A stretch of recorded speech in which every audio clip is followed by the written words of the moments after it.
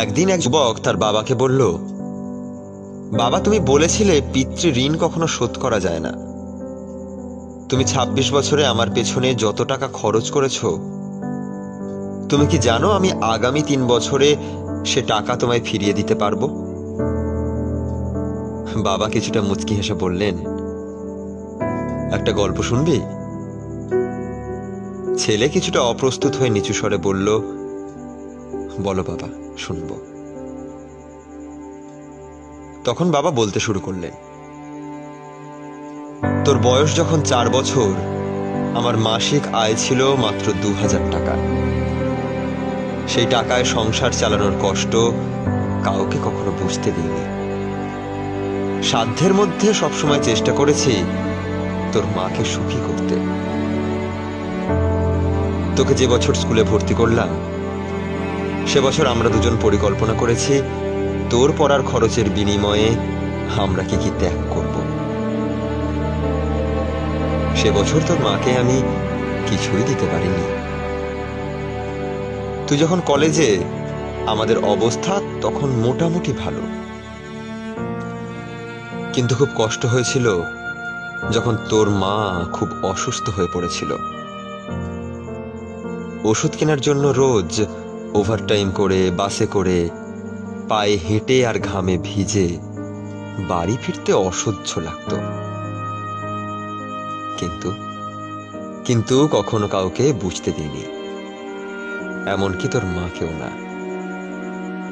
একদিন শোরুম থেকে একটা বাইক দেখে আসলাম। সে রাতে আমিও স্বপ্ন দেখেছিলাম আমি বাইকে চড়ে অফিসে যাচ্ছি।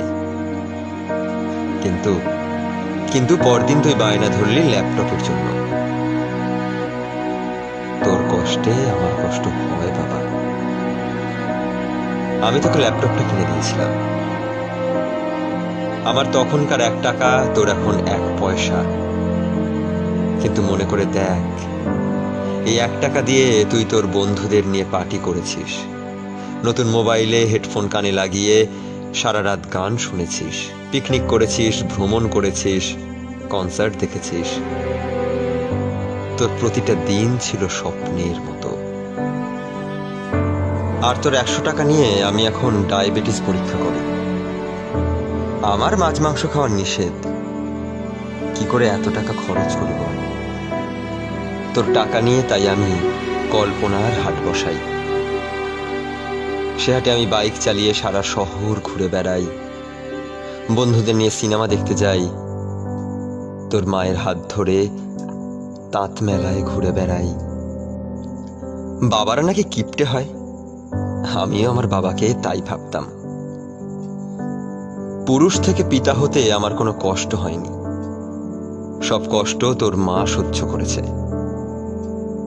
কিন্তু বিশ্বাস কর, পিতা থেকে দায়িত্বশীল পিতা হবার কষ্ট একজন পিতাই বোঝে। যুগে যুগে সর্বস্থানে মাতৃবন্দনা হলেও পিতৃবন্দনা কোথাও দেখেছিস? পিতৃবন্দনা আমি আশাও করি না। সন্তানের প্রতি ভালোবাসা কোনো পিতা হয়তো প্রকাশ করতে পারে না, তবে কোনো পিতা কখনোই সন্তানের প্রতি দায়িত্ব পালনে বিচ্যুত হয় না রে। আমি তোর পেছনে আমার যে কষ্টার্জিত অর্থ ব্যয় করেছি, তা হয়তো তুই ৩ বছরে শোধ দিতে পারবি,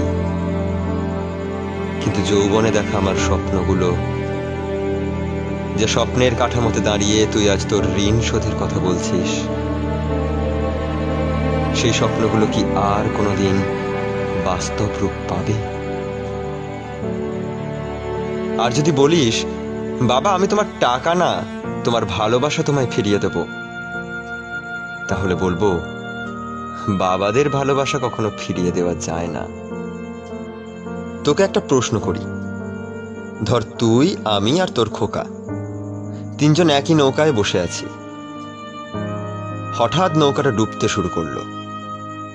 যে কোনো একজনকে বাঁচাতে পারবি তুই। কাকে বাঁচাবি? ছেলে হাজার চেষ্টা করেও কিছু বলতে পারছে না। উত্তর দিতে হবে না তোকে।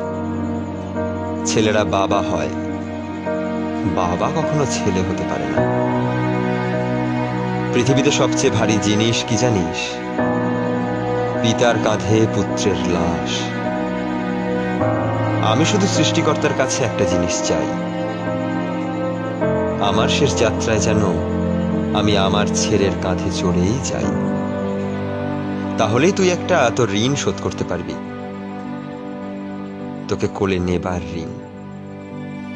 শ্রদ্ধা ও ভালোবাসা পৃথিবীর সকল বাবাদের প্রতি, যারা নিজেদের স্বপ্ন বিক্রি করে আমাদের মানুষ করেন।